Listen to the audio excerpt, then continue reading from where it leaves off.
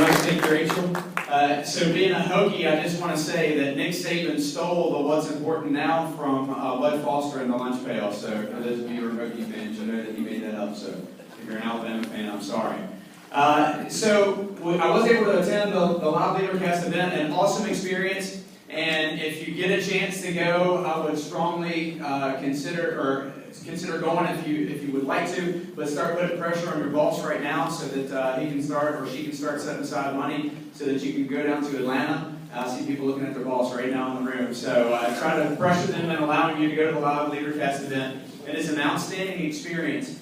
And the other thing I would strongly encourage you to do, and if they haven't already talked about it, they will talk about it, and that's Leadercast Now, which is a subscription that you purchase. Tons of great online material. We've used it quite a bit. You can use it in staff meetings with your team to kind of jumpstart conversations. If you've got someone who works for you that has an opportunity in any particular area of their leadership, you can use a lot of those different clips that are on there, a lot of those speakers, to basically address any topic you can think about from a leadership standpoint. So I would strongly encourage you to buy that subscription and use that this year. I think you'll be very, very pleased in what's on there and what's offered. They even have action plans that you can go through and do as well.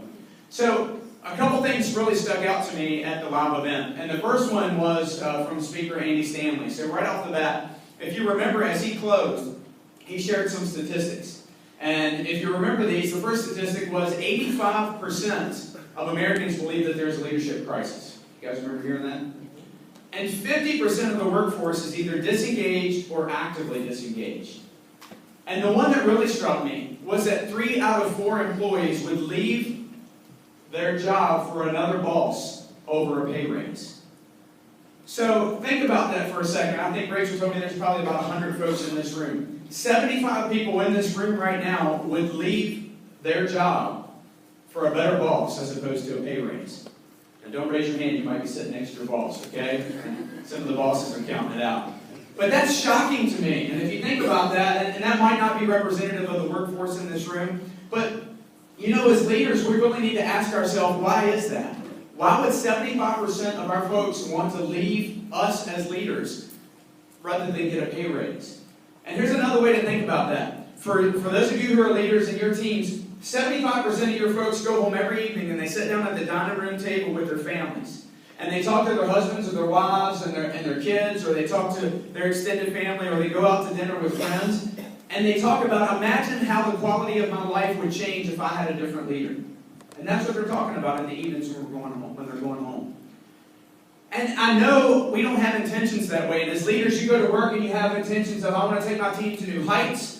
And I want to achieve goals that our team has never achieved before. And I really want to be the best leader that I can be for my folks. And I know those are the intentions that we have. But we still have to ask ourselves, why are 75% of our folks so determined to leave us rather than get more money? And I think the reason we need to ask ourselves that is because when we lay our head on the pillow at night, when we go home, we have to be able to say, have I done all I can to be the very best leader that I can be? And I think many times we say, well, it's the millennials, or, it's the entitlement, or people just aren't raised like we were raised. They don't have the same work ethic. And all those may be partially true, but really they're just excuses. And we have to look at ourselves honestly as leaders and say, what can we be doing more of? Well, I think that there is such a leadership crisis in the country, in the world really, not even just the country, is because we're on the verge of extinction for a very special breed of leader, and that breed of leader is a servant leader. Because people follow leaders who are willing to sacrifice their time, willing to sacrifice their resources, willing to lend their influence, willing to put themselves last so that their team can have opportunities that they might not otherwise have had. Those are the type of leaders that people want to follow. And I bet you if you think right now about leaders you've got a ton of respect for, or leaders that you might have worked for in the past, and you still think about them, and you're probably even still in contact with them, even though you worked for them 5, 10, 15, 20 years ago.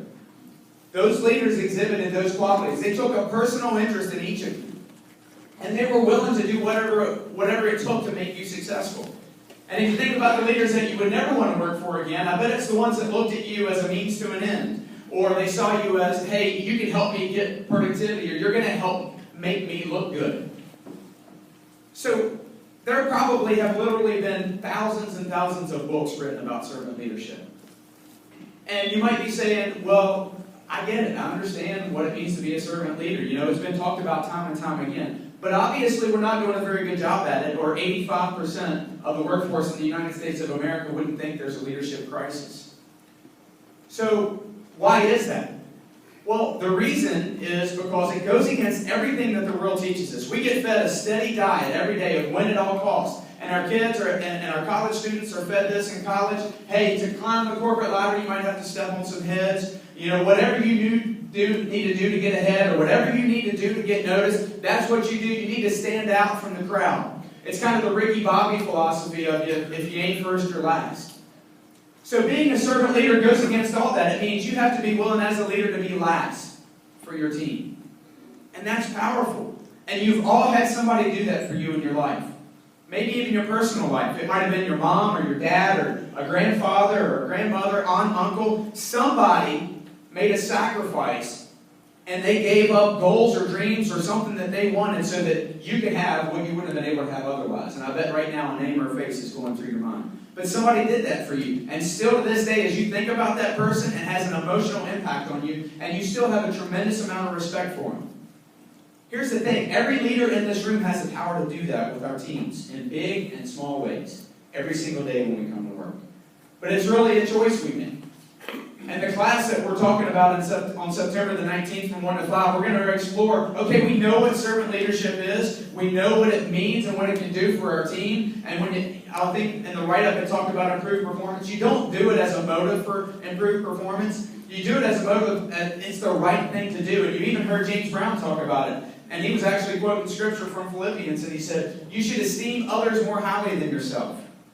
And we say, but if I put everybody else higher than me, then how in the world can I be a leader?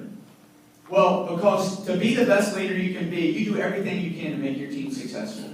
And you understand that you are here to serve them and remove obstacles for them and remove roadblocks for them. And you come to work every single day asking yourself, what can I do to help my team be successful? And it's easier said than done because we are constantly under pressure to live life our own way or have our own plans or have our own dreams or be noticed. And there's tons of pressure from the outside and from our own bosses. And so on September the 19th from 1 to 5, we're going to explore just how do we become the servant leaders that our teams need us to be. So I hope you'll join me. And if you've got folks that aren't even here today, we'd love to see you on September the 19th because it really, really is powerful when you come to work every day and say, I'm going to serve my team to the best of my ability. And you've had people do it for you. You know what it feels like to follow a leader like that. And there's no reason we all in this room can't be that type of leader. So thanks for your time. Hope to see you on September 19th. And enjoy the rest of Leadercast.